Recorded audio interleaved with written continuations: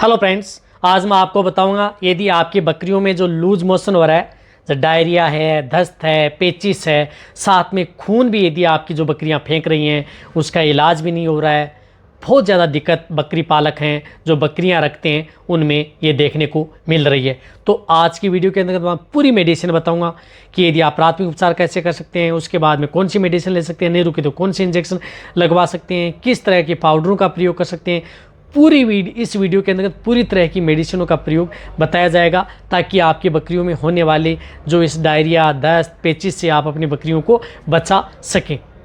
तो वीडियो को आप स्किप करके मत देखना, वीडियो को पूरी देखना जितने भी जो बकरी पालक हैं। और इस चैनल पर जो अभी नए जुड़े हैं तो पहले आप इस चैनल को सब्सक्राइब भी कर लें, क्योंकि इस चैनल पर बहुत ही अच्छी और प्रॉपर नॉलेज बकरियों के बारे में भी सही और सटीक जानकारी और सही मेडिसिन के बारे में इस वीडियो के अंदर जब भी समय मिलता है मैं आपके लिए लेकर के आता हूँ।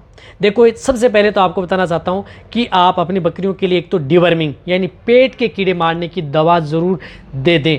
मेन कारण ये, यदि आपने नहीं दिया तो अब आप अपनी बकरियों की डिवर्मिंग ज़रूर करवा लें, क्योंकि ये मौसम है। इस मौसम के अंतर्गत सबसे ज़्यादा ऑल एनिमल्स के अंतर्गत डायरिया की दिक्कत देखने को मिल रही है। जो बड़े पशु हैं उनका क्या ट्रीटमेंट करना चाहिए, मेरे चैनल पर बहुत सी ऐसी वीडियो बनी हुई है और अभी वीडियो मैंने बनाई भी है। अब बकरियों के लिए तो डिवर्मिंग होना बहुत ज़रूरी है। साथ साथ एक और बताना चाहता हूँ कि जब भी आपकी बकरियों में जिस प्रकार से डायरिया, दस्त, पेचिस होना स्टार्ट हो जाता है तो आपको क्या करना है, कोई भी एक जो एंटीबायोटिक बोलस है उसका प्रयोग आप अपनी बकरियों में करवा सकते हैं, ताकि आपकी बकरियां किसी भी तरह का बैक्टीरियल है, वायरल है, फंगल है, किसी भी तरह के इन्फेक्शन से आपके जो बकरी हैं वो से बचा सकें।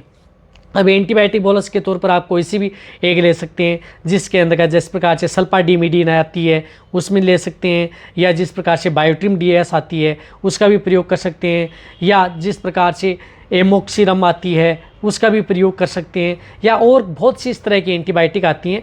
तो उन बोलस में से जो जिन बकरियों का बॉडी वेट ठीक है तो चौथा भाग आपको उन बोलस में से देना है। जो बड़ी बोलस आती हैं उनमें चौथा भाग आपको देना है, एक भाग सुबह और एक भाग आपको शाम को, लगातार 2 दिन और ज़्यादा उसके तो 3 दिन से ज़्यादा आपको इन एंटीबायोटिक का प्रयोग आपकी बकरियों में नहीं करवाना है। साथ साथ आपको इनमें एक साथ पाउडर भी देना है, जिस प्रकार से पाउडर के तौर पर आप नेबलोन पाउडर भी ले सकते हैं। नेबलोन पाउडर को आप पानी में घोल करके दे सकते हैं, ये आप 10 ग्राम से लेकर के 20 ग्राम आप अपनी बकरियों को दे सकते हैं। इसी के तौर पर आप डायरोक पाउडर आता है उसका भी प्रयोग कर सकते हैं, वह भी आप 5 ग्राम आप उसका प्रयोग पानी में घोल करके आप अपनी बकरियों को पिला सकते हैं। यानी एक समय आपको टेबलेट देनी है और एक समय आपको पाउडर भी देना है। जिन बकरियों में ज़्यादा दिक्कत है तो दोनों समय पाउडर और दोनों समय आपको ये बोलस का प्रयोग अपनी बकरियों में करना है, लगातार 2 से 3 दिन।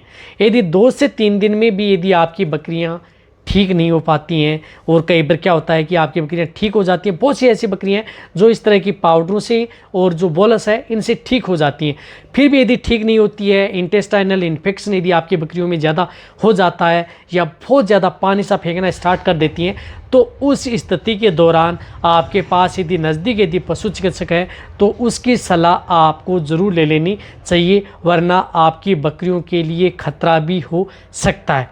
तो उस दौरान यदि आप पशु चिकित्सक से सलाह लेते हैं तो आप अपनी बकरियों के लिए फ्लूइड का प्रयोग ज़रूर करवाएं। यानी जिस प्रकार से RL आती है 500 ml RL का प्रयोग आप अपनी बकरियों में ज़रूर करवाएं। अब RL के अंतर्गत आपको क्या लेना है, RL के अंतर्गत आप जिस प्रकार से इंजेक्शन एट्रोपिन सल्फेट 5 ml आप उस RL के अंतर्गत डलवा लेना है। साथ साथ उसके अंतर्गत आप 5 ml वेटाल्जिन इंजेक्शन का भी प्रयोग करना है, क्योंकि इस मौसम के अंतर्गत उसकी इंजेक्शन की भी बहुत ज़्यादा ज़रूरत इन बकरियों में पड़ती है इलाज के लिए। तो वेटाल्जिन इंजेक्शन का भी प्रयोग आप अपनी बकरियों में उस समय आपको करवाना है। साथ साथ आपको एक एंटीबायोटिक जो इंजेक्शन आता है उस एंटीबायोटिक इंजेक्शन का भी प्रयोग आप अपनी बकरियों में करवाना है। अब एंटीबायोटिक के तौर पर आप कोई सा भी इंजेक्शन ले सकते हैं, यदि आप लें तो आप जिस प्रकार से सल्फाट्रिम इंजेक्शन आता है जिसके अंतर्गत जो मैंने अभी बताया भी था कई वीडियो के अंतर्गत, तो सल्फाट्रिम LA इंजेक्शन का प्रयोग आप अपनी बकरियों में करवा सकते हैं, बहुत ही अच्छा रिजल्ट मिलेगा। 5 ml उसका भी प्रयोग कर सकते हैं, उसे इंट्रावीनस भी आप दे सकते हैं, वह इंजेक्शन आपकी बकरियों के लिए बहुत है। तो ये 2-3 जो इंजेक्शन है ये इंजेक्शन आपकी बकरियों में लगवाने बहुत ज़्यादा ज़रूरी है। साथ ही साथ आप अपनी बकरियों को ये जो इंजेक्शन है, ये इंजेक्शन यदि आप जो ड्रिप लगवाई, जो ये इंजेक्शन लगवाया, एंटीबायोटिक इंजेक्शन लगवाया, साथ साथ आप उनमें CPM इंजेक्शन क्लोरफेनेरमाइन मेलेट जो इंट्रामस्कुलर है वह भी आप 2 से 3 ml आप अपनी बकरियों को लगवा लेना चाहिए।